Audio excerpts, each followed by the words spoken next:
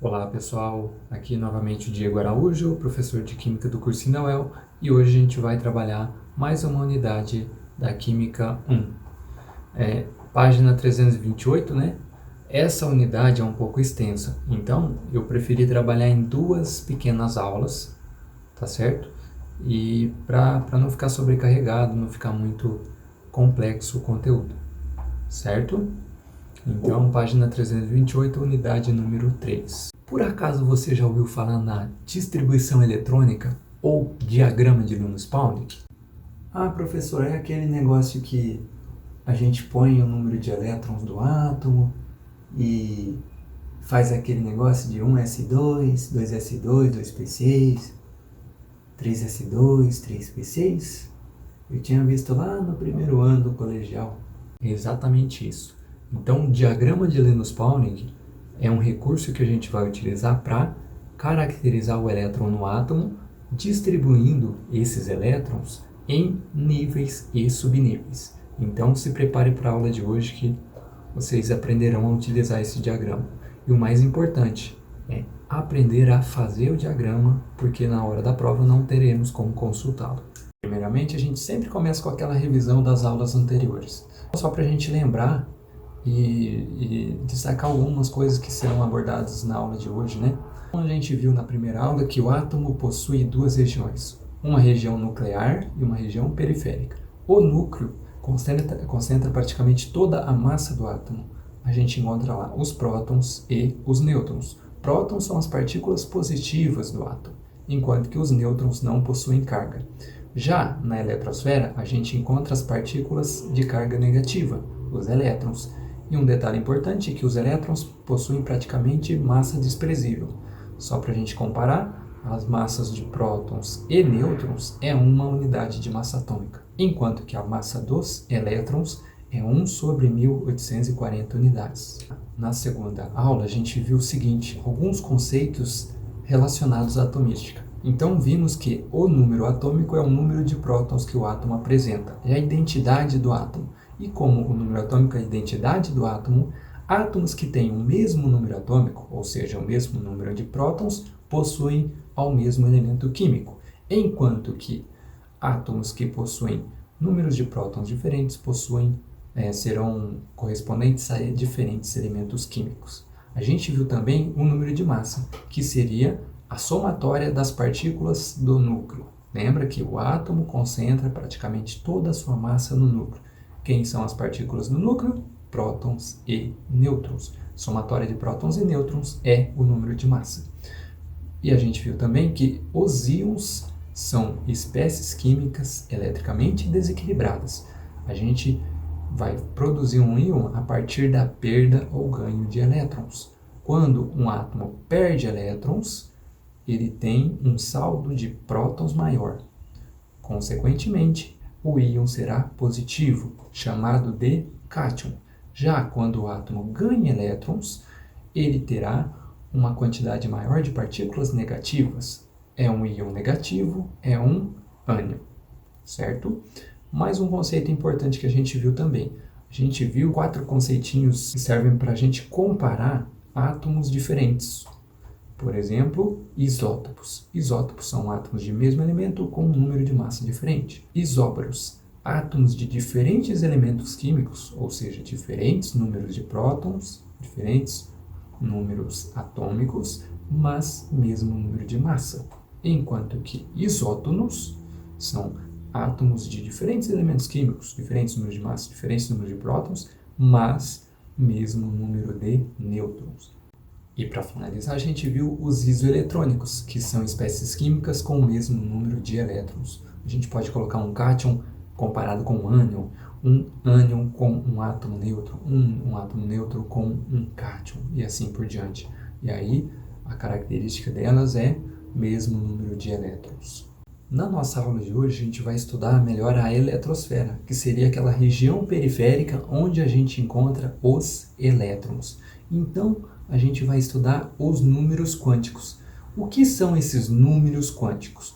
Bom, números quânticos é um conjunto de números que serve para caracterizar o elétron no átomo. Então, a gente vai entender melhor a partir desses números quânticos, a posição, a energia desse elétron. E quais são os números quânticos? São 4 diferentes números. O primeiro, número quântico principal. O segundo, número quântico secundário. Terceiro, número quântico magnético. E por último, número quântico spin. Os dois primeiros, número quântico principal e número quântico secundário, a gente vai aprender hoje, enquanto que os outros dois a gente vai ver na próxima aula. Então, o primeiro número quântico que a gente vai ver é o número quântico principal, simbolizado pela letra N minúscula. Ele indica o nível de energia, indica a distância do elétron ao núcleo. E qual é o modelo atômico que a gente trabalhou que mostra esses níveis de energia? É o modelo atômico de Rutherford-Bohr, modelo atômico de Bohr, que admitia a existência de órbitas bem definidas aos elétrons de acordo com a sua quantidade de energia. A gente chamava isso de níveis de energia, e como a gente viu naquele esquema lá, são órbitas bem definidas, simbolizadas pelas letras K, L, M, N, O, P e Q. Então a gente pode ver isso nessa ilustraçãozinha, né? Então as 7 camadas de energia. Lembrando que os elétrons vão ocupar primeiramente as camadas mais internas, as camadas menos energéticas. Então esses são os níveis de energia. Para a gente entender melhor, coloquei uma tabelinha aí e a gente vai ver ali, ó, as camadas K, L, M, N, O, P e Q, os níveis de energia.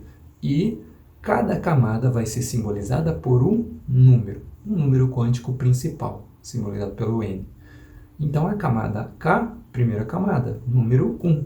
A camada L, 2. A camada M, 3. A camada N, 4. A camada O, 5. P, 6. Q, 7. Se tivesse uma próxima camada ali, camada R, seria número quântico principal, valor 8. E uma coisa importante também, cada camada comporta um número máximo de elétrons. A primeira camada comporta no máximo 2 elétrons. A camada L comporta no máximo 8 elétrons. A camada M comporta no máximo 18 elétrons. A quarta camada comporta no máximo 32. A quinta camada comporta no máximo 32. A sexta camada, camada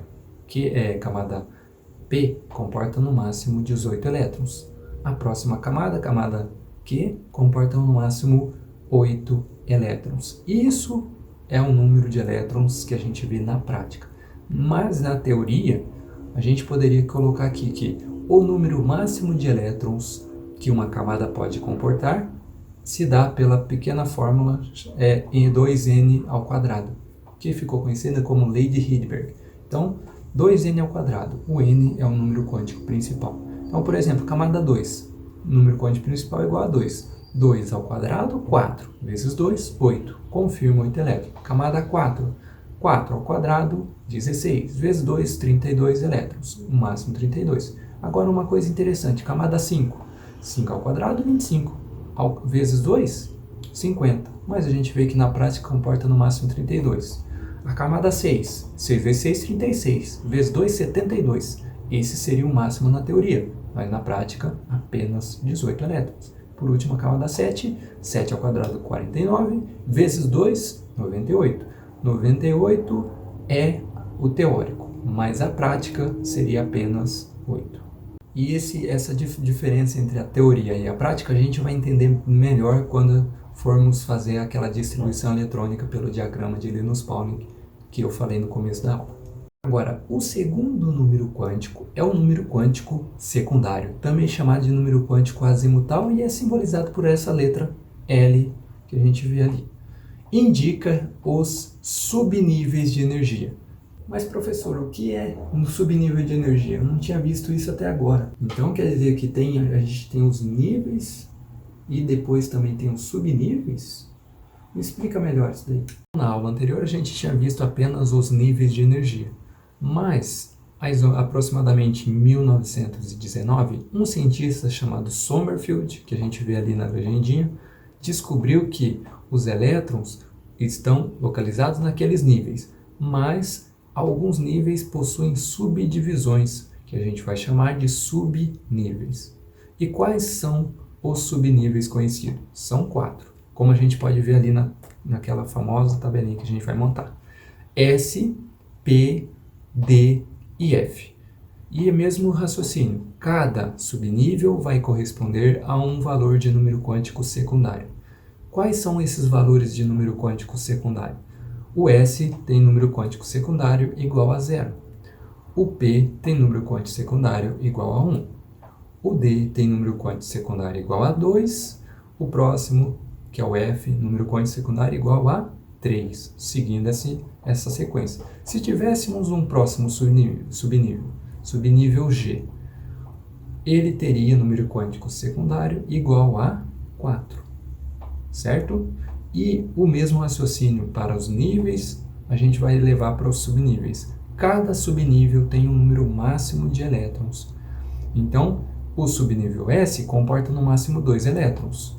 Já o subnível P comporta no máximo 6 elétrons, enquanto que o subnível D comporta no máximo 10 elétrons. Tá vendo que a gente segue uma progressão aritmética? Então 2 foi para 6, foi para 10.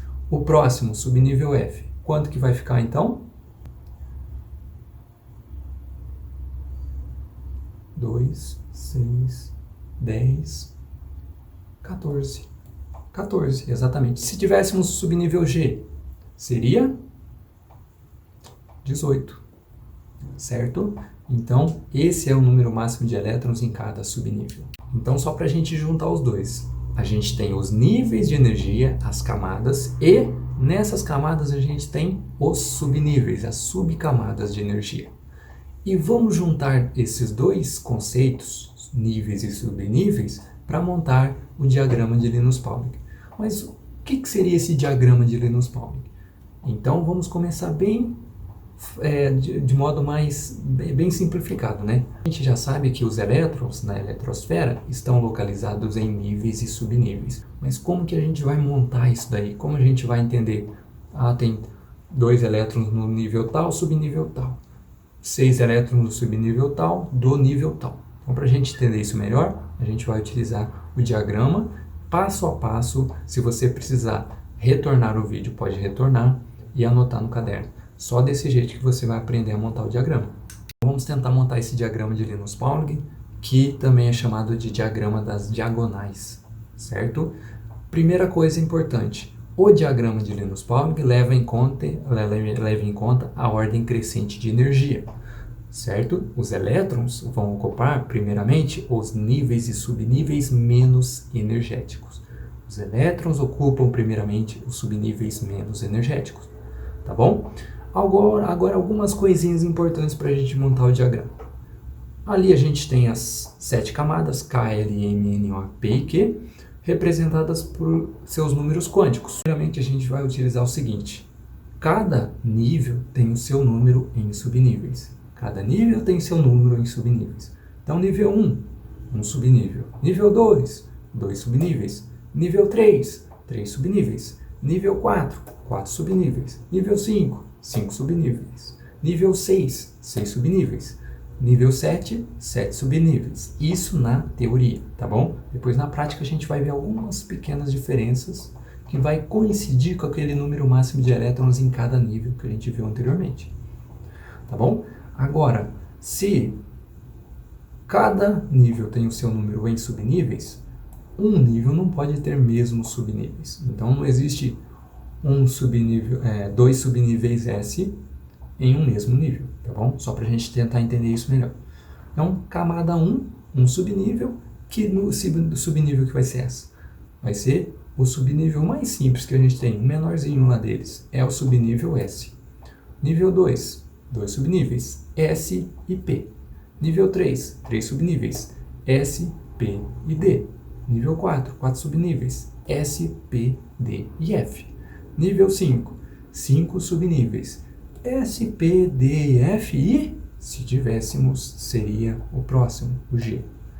Nível 6, 6 subníveis, S, P, D, F, G, próximo H. Nível 7, 7 subníveis, S, P, D, F, G, H, J, sei lá. O pessoal não gosta muito de vogais. Próximo passo, subnível S comporta no máximo 2 elétrons, então onde tem S a gente vai colocar 2. Subnível P comporta no máximo 6 elétrons, Onde tem P, a gente vai colocar 6. Subnível D comporta no máximo 10 elétrons. Onde tem D, a gente vai colocar 10. Subnível F comporta no máximo 14 elétrons. Onde tem F, a gente vai colocar 14. Se tivéssemos subnível G, seria 18. Se tivéssemos subnível H, seria 22. Se tivéssemos o próximo, seria 26 elétrons. Tá bom? A gente já está montando um esboço de diagrama. O que falta agora? Falta as diagonais. Lembra que eu falei?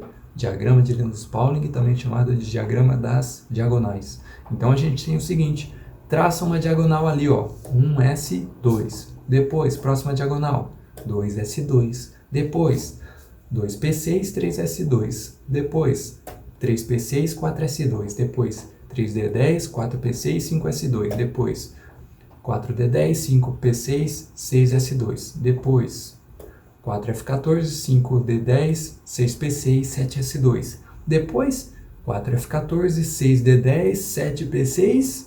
Não está faltando um ali embaixo?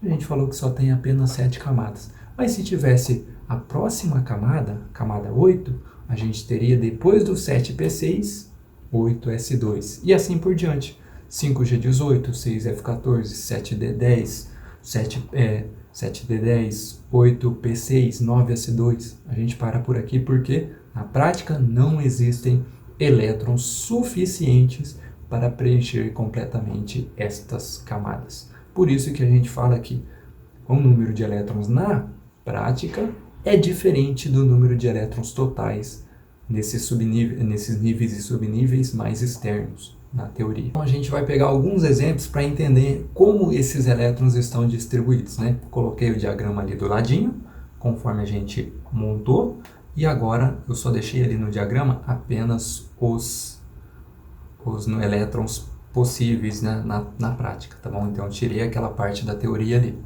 certo? Então começamos ali pelo elemento sódio. Elemento sódio, número atômico 11, consequentemente 11 prótons. Se o átomo é eletricamente neutro, 11 prótons, 11 elétrons. Então teremos 11 elétrons. Como esses 11 elétrons estão distribuídos ao redor do núcleo? De acordo com o diagrama de Linus-Pauling. Então vamos montar? Então vamos montar ali, ó, 1S2, 2S2, 2P6, 3S, 2 mais 4, 2 mais 2, 4 mais 6, 10. Para 11 faltam 1. Então 3S1. Certo? Cálcio agora. Número atômico 20. 20 prótons, 20 elétrons. Como esses 20 elétrons estão distribuídos? De acordo com o diagrama, né? Então, começando ali. 1S2, 2S2, 2P6, 3S2, 3P6, 4S, 2 mais 2, 4, mais 6, 10, mais 2, 12, mais 6, 18. Para 20 faltam 2. Então, vai ficar o quê no final? 4S2. Certo? 4S2.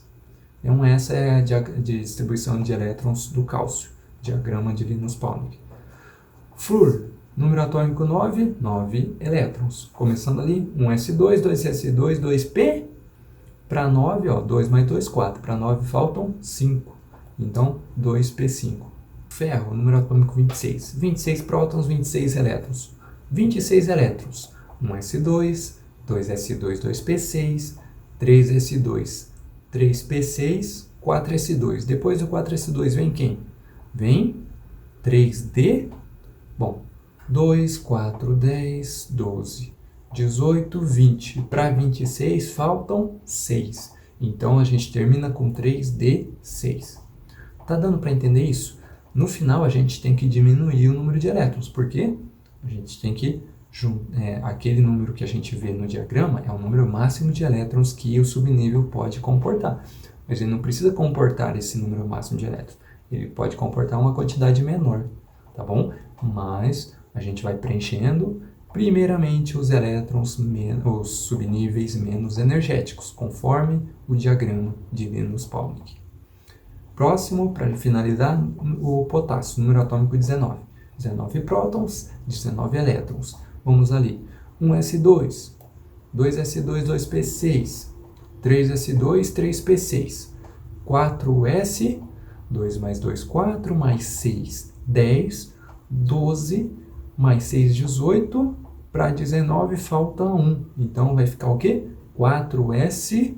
Então agora que a gente está começando a entender essa distribuição eletrônica, vou falar para vocês três conceitinhos básicos aqui, ó. Primeiro conceito que a gente vai ver, a camada de valência. A camada de valência é a última camada preenchida por elétrons.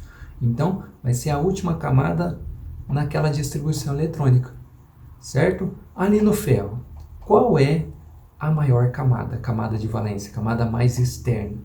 A gente vê a camada a partir desse número maior. Então, a camada de valência será a camada, 1, 2, 3, 4. A camada 4 é a camada de valência. Próximo conceitinho, então, é o subnível mais energético. O que seria esse subnível mais energético? É o subnível que a gente vai preencher por último. Lembra que eu falei? O diagrama de Linus-Pauling leva em conta a ordem crescente de energia.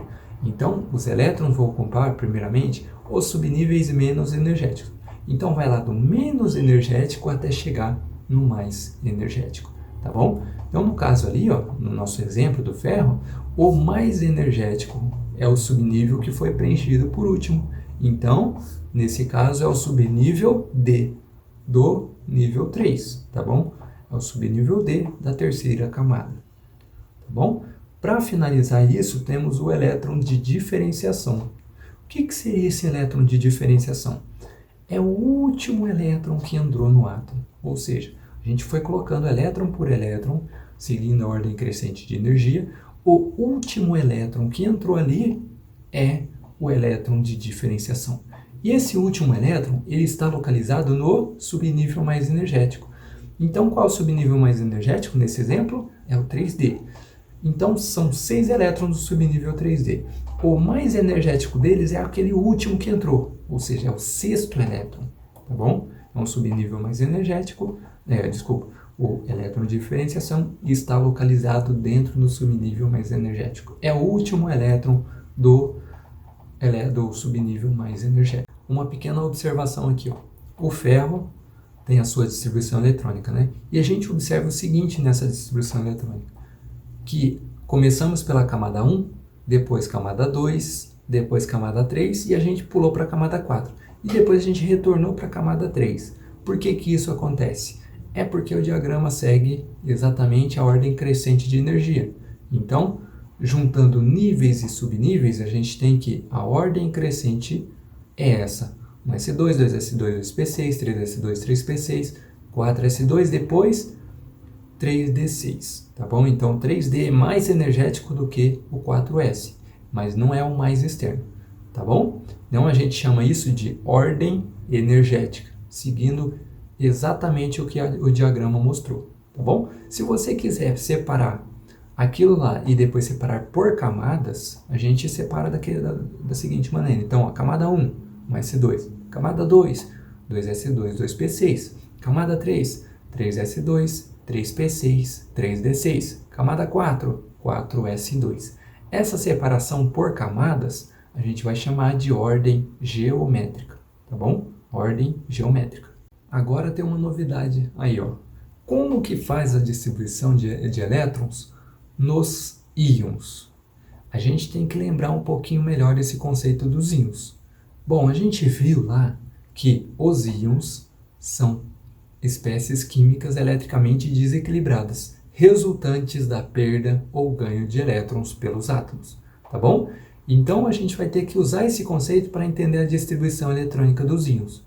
Como que a gente vai fazer? A gente vai primeiramente montar a distribuição eletrônica do átomo e depois ver o que aconteceu com esse átomo, tá bom? Vamos começar ali para o sódio. Sódio, número atômico 11, mas está simbolizado por um maisinho, né? Ou seja, depois a gente vai falar o que aconteceu com esse sódio para ele ficar com esse maisinho ou um mais, tá bom? Número atômico 11, 11 elétrons, certo? 11 prótons e 11 elétrons. 11 elétrons estão distribuídos de acordo com o diagrama da seguinte maneira: 1s2, 2s2, 2p6, 3s1, tá bom? O que aconteceu para o sódio ficar com esse maisinho? Ele perdeu um elétron. Se o sódio perder um elétron, a perda ou ganho de elétrons envolve a camada de valência. A perda ou ganho de elétrons envolve a camada de valência. Qual é a camada de valência do sódio? É a camada 1? Não. É a camada 2? Não. É a camada mais externa. É a camada 3. Camada M, tá bom? Camada 3 tem 1 elétron. O que aconteceu com esse 1 elétron? O sódio perdeu. Então, o sódio perdeu esse elétron daquela camada. Se a gente tem, então, que o sódio perdeu um elétron daquela camada de valência, aquela camada ficou vazia. Então, a distribuição eletrônica do sódio agora é 1s2, 2s2, 2p6, tá bom? Essa é a distribuição eletrônica do cátion sódio. O mesmo raciocínio a gente vai usar para o flúor. No caso ali, ó, é o F-, que a gente vai chamar de fluoreto. É o ânion fluoreto, tá bom? Já dei a dica, é um ânion, resultante da perda ou ganho de elétrons? Ganho de elétrons. Então vamos montar a distribuição eletrônica do flúor. 1s2, 2s2, 2p5, número atômico 9, 9 prótons, 9 elétrons, certo? O que aconteceu com o flúor? Esse menos indica que ele ganhou elétrons, então a gente tem o quê? Ganho de elétrons, e a perda ou ganho de elétrons envolve quem? A camada de valência. Qual que é a camada de valência? É a 1 ou a 2? É a camada 2. Na camada 2, a gente tem lá o subnível S completo. Subnível P tem 5 elétrons. Cabe mais um elétron lá? Cabe. Cabe mais um elétron, então esse elétron que o flúor ganhou vai entrar na camada no subnível P, tá bom? Então coloca lá mais um elétron, ao todo a gente tem 6 elétrons no subnível P. Então a distribuição eletrônica do fluoreto agora é 1s2, 2s2, 2p6, certo? 1s2, 2s2, 2p6. Próximo, cálcio. O cálcio, número atômico 20. Vou fazer o mesmo raciocínio. 1s2, 2s2, 2p6, 3s2, 3p6, 4s2. Distribuição eletrônica do átomo de cálcio. O que aconteceu com o cálcio? Ele ganhou ou perdeu elétrons. Ele perdeu 2 elétrons. Se ele perdeu 2 elétrons, a gente tem o cátion cálcio, cálcio 2+. Como ele perdeu esses 2 elétrons, a perda ou ganho de elétrons envolve quem? A camada de valência, certo? A camada de valência. Então, esses 2 elétrons que o cálcio perdeu são aqueles 2 da camada de valência, e agora essa camada 4 está vazia, tá bom? Logo, a distribuição eletrônica do cátion cálcio é 1s2, 2s2, 2p6, 3s2, 3p6, correto? Próximo, o íon sulfeto, ânion sulfeto, ou seja, resultou do ganho de 2 elétrons, tá bom? S2-. Distribuição eletrônica do átomo de enxofre. Enxofre número atômico 16, 16 elétrons. 1s2, 2s2, 2p6, 3s2, 3p4. Correto? 3p4. O que aconteceu com o enxofre? Ganhou 2 elétrons e a perda ou ganho de elétrons envolve quem? A camada de valência. Camada de valência do enxofre. 1, 2 ou 3? É a 3. Camada 3. Cabe algum elétron no subnível S da camada 3? Não. Cabe um elétron no subnível P? Cabe em 2, né? Então, os elétrons que o enxofre ganhará entrarão nesse subnível. Então, entrando 2 elétrons ali, subnível P. 4 mais 2 agora passa a ter 6 elétrons. Então, a distribuição eletrônica do sulfeto. 1s2, 2s2, 2p6, 3s2, 3p6. Por último, ali a gente tem o ferro, 2+. O que aconteceu com o ferro? O ferro, fazendo a sua distribuição normal, né? A gente tem o ferro 2+, que indica que ele perdeu 2 elétrons. Tá bom? Então, montando a distribuição eletrônica básica do ferro, 1s2, 2s2, 2p6, 3s2, 3p6, 4s2, 3d6. Certo? 4s2, 3d6. A perda ou ganho de elétrons envolve a camada de valência. Então, onde que a gente vai tirar esses 2 elétrons que o ferro perdeu? A gente vai tirar da camada de valência. Qual que é a camada de valência aí? É a 1. Não. É a 2? Não. É a 3? Não. É a camada 4. A camada 4 é a camada de valência. Então, esses 2 elétrons que o ferro perde são da camada 4. Então, a gente tira ali, o ferro perdeu esses 2 elétrons, tá bom? Perdeu da camada 4 e agora a distribuição eletrônica do ferro é 1s2, 2s2, 2p6, 3s2, 3p6, 3d6. Só mais um detalhe, uma observaçãozinha importante é diferenciar o estado fundamental do estado ativado. O estado fundamental a gente vai seguir perfeitamente o diagrama de Linus-Pauling. Então, como a gente mostra ali a distribuição eletrônica do sódio, tá bom? Agora, o que acontece no estado ativado? A gente viu lá na primeira aula o fenômeno do salto quântico, em que quando o elétron recebe energia externa, ele pode saltar para níveis mais energéticos, tá bom? Ele pode saltar tanto para níveis mais energéticos, né? E agora que a gente sabe que temos também os subníveis, pode saltar para subníveis mais energéticos, tá bom? Então, ali no sódio, esse último elétron ele recebeu energia externa e saltou para um nível mais energético. Olha como ficou a distribuição eletrônica dele. 1s2, 2s2, 2p6, 3s0, né? Porque não tem elétrons do subnível S, do nível 3, e ele saltou para o quarto nível, então tem ali 4s1. Ele poderia estar dependendo da quantidade de energia que ele recebesse, podia estar no 2, no 3pc, 3p1, tá bom? Poderia estar no subnível 3p, poderia estar no subnível S do quinto nível. Então, tudo isso depende da quantidade de energia que ele recebe. Só para a gente lembrar aí, estado fundamental e estado ativado. Para a gente tentar entender esses conceitos abordados, vamos resolver alguns exercícios da nossa apostila. Começando então lá para o exercício número 2. Exercício número 2. Silício é um elemento químico utilizado para a fabricação dos chips, indispensáveis ao funcionamento de praticamente todos os aparelhos eletrônicos. Esse elemento possui número atômico igual a 14. Sendo assim, o número de elétrons da camada de valência do silício no estado fundamental é, tentando entender, o silício possui número atômico 14. Sendo assim, o número de elétrons da camada de valência do átomo de silício no estado fundamental, né? Ou seja, seguindo perfeitamente o diagrama de Linus-Pauling, a gente tem quantos elétrons na camada de valência? É só a gente montar o diagrama e montar a distribuição eletrônica do silício. Então a gente tem ali número 14. 14 prótons vai ser 14 elétrons. 14 elétrons, como estão distribuídos? 1s2, 2s2, 2p, 6, 3s2, 3p, 2 mais 2, 4, mais 6, 10, mais 2, 12, para 14 faltam 2. Então vai ficar assim, 1s2, 2s2, 2p6, 3s2, 3p2. Na camada de valência, quantos elétrons a gente tem? Qual que é a camada de valência? A camada 3, 3s2, 3p2. 2 elétrons no subnível S e 2 elétrons no subnível P. Ao todo, 4 elétrons no subnível, nos subníveis do nível 3, tá bom?